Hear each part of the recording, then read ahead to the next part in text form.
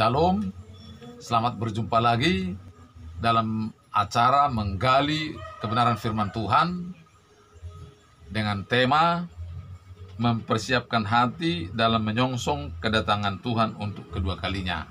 Saya Agung Tersianturi dan Pendeta Johari Samosir. Selamat sore. Selamat sore, Pak. Ya, selamat sore. Saya mau bertanya tentang hubungannya dengan judul kita ini, mempersiapkan hati dalam menyongsong kedatangan Tuhan untuk kedua kali. Pertanyaan saya, apa firman yang diucapkan oleh Tuhan mengenai akhir zaman? Silakan, Pak. Firman Tuhan mengenai akhir zaman kita baca dari kitab Nabi Yesaya pasal 24 ayat 1 sampai 3. Bagaimana? Yesaya pasal 24. Iya. Ayat 1 sampai 3.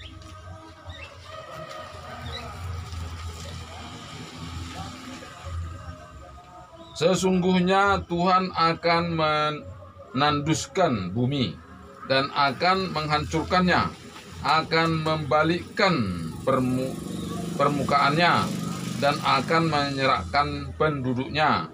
Maka seperti nasib rakyat, demikianlah nasib imam. Seperti nasib hamba laki-laki, demikianlah nasib tuannya. Seperti nasib hamba perempuan, demikianlah nasib nyonyanya. Seperti nasib pembeli, demikianlah nasib penjual. Seperti nasib peminjam, demikianlah nasib yang meminjamkan. Seperti nasib orang yang berhutang, demikianlah nasib orang yang berpiutang. Bumi akan ditanduskan setandus-tandusnya dan akan dijarah sehabis-habisnya. Sebab Tuhanlah yang mengucapkan firman ini. Firman Tuhan ini pasti akan digenapi Tuhan suatu saat. Pertanyaannya bagi kita, bagaimanakah sikap hati kita yang seharusnya bagi kita yang percaya kepada Tuhan? Tentu kita janganlah terfokus kepada hal duniawi kali. Memang kita tidak salah kita mempersiapkan apa yang kita butuhkan. Tapi jangan jadi itu saja tujuan utama kita dalam kehidupan kita. Haruslah tetap hati kita tertuju kepada Tuhan. Bagaimana nanti suatu saat nanti kondisi bumi ini, apa yang dikatakan firman Tuhan tadi itu, bumi akan dihancurkan. Saudara-saudara sekalian, ketika bumi dihancurkan, pertanyaannya, kemana ke semua yang kita miliki? Semuanya itu tidak akan pernah kita bisa bawa. Itu sebabnya firman Tuhan ini mengingatkan kepada kita untuk kembali lagi kepada Tuhan. Lebih fokus kepada Tuhan. Menjelang kedatangan Tuhan yang kedua kalinya. Tuhan pasti datang, tapi kita tidak tahu kapan waktunya. Hanya pesan Tuhan kepada kita tetap berjaga-jaga. Hati kita selalu terfokus kepada Tuhan. Dimanapun kita berada, baik di pekerjaan, di pelayanan, di pendidikan, dimanapun, tetap kita berserah kepada Tuhan. Itu artinya berjaga-jaga.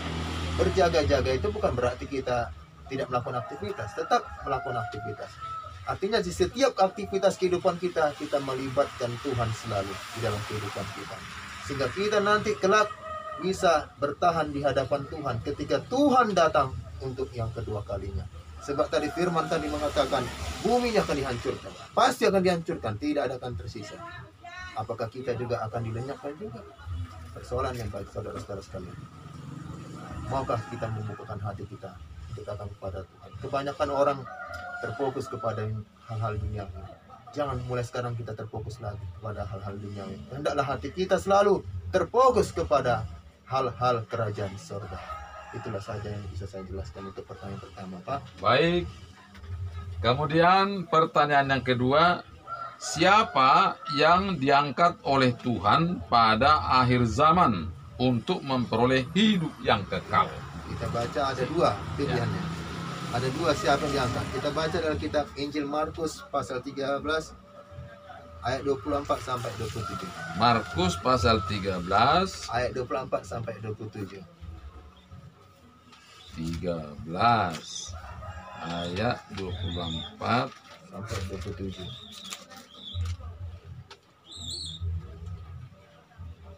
Tetapi pada masa itu, sesudah siksaan itu, matahari akan menjadi gelap, dan bumi tidak bercahaya, dan bulan tidak bercahaya, dan bintang-bintang akan berjatuhan, dan langit dan kuasa-kuasa langit akan goncang.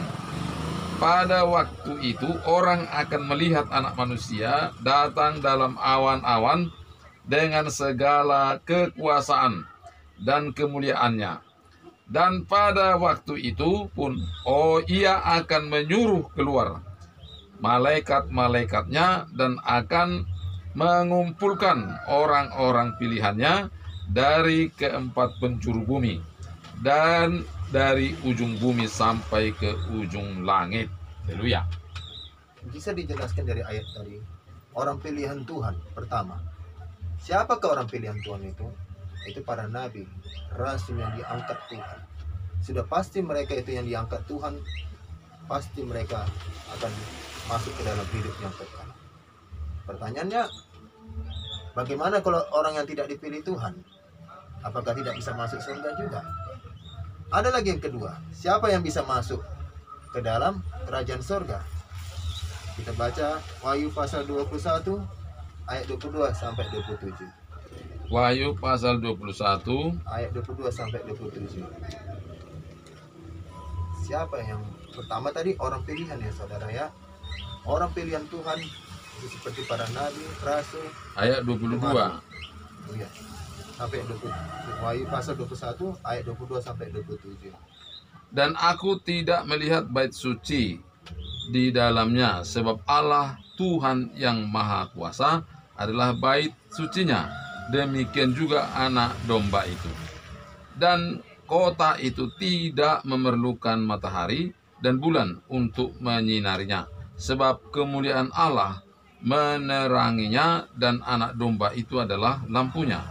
Dan bangsa-bangsa akan berjalan di dalam cahayanya, dan raja-raja di bumi membawa kekayaan mereka kepadanya. Dan pintu-pintu gerbangnya tidak akan ditutup pada siang hari, sebab malam tidak akan ada lagi di sana.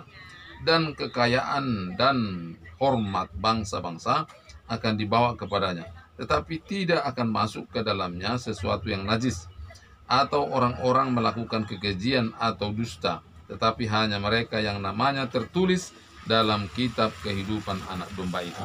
Itulah saudara-saudara sekalian. Tadi yang masuk ke dalam kitab kerajaan surga Tuhan, orang pilihan Tuhan. Yang kedua, siapa yang tertulis namanya di kitab Tuhan, itu yang masuk dalam kerajaan surga. Bangsa manapun katakan. Tetapi yang tidak ditemukan namanya tertulis di kitab Tuhan, tercampakkan dalam lautan api, yaitu neraka. Saudara-saudara sekalian, inilah menjadi bahan perenungan kita pada hari ini. Adakah nama kita tertulis, tercatat di dalam kitab Tuhan? Bagaimana supaya nama kita tercatat dalam kitab Tuhan? Satu aja kuncinya, sederhana. Percaya akan anugerah kasih karunia Tuhan Yesus. Hanya Tuhan Yesus yang menyelamatkan. Kok secara kekuatan kita? Nggak bisa. Siapa yang memampukan kita untuk berjalan dalam firman Tuhan? Itu Roh Kudus. Untuk bisa kita percaya kepada kebenaran firman Tuhan. Jadi bagaimana supaya nama kita tertulis? Paling utama kuncinya, percaya kepada Tuhan Yesus sebagai Tuhan dan Juru Selamat. Pasti ada nama kita tertulis. Karena dicatat tadi, bagi siapa yang tertulis namanya. Nah itu pergumulan kita saudara-saudara sekalian. Mulai hari ini bertekad kita untuk datang pada Tuhan, bertekad untuk percaya kepada Tuhan Yesus. Katakan sama Tuhan Yesus, Tuhan Yesus, aku percaya kepada Engkau Tuhan Yesus, bahwa Engkau Tuhan Juru Selamatku. Namaku sudah pasti tertulis. Katakan saudara-saudara sekalian, namaku sudah tertulis. Aku pasti masuk kerajaan surga, tidak akan masuk dalam neraka. Bagi kita yang percaya kepada Tuhan, itulah sungguh indahnya kita saudara-saudara bersama dengan Tuhan Yesus. Nama kita sudah pasti tertulis. Jadi siapa yang tidak masuk itu yang tidak tertulis.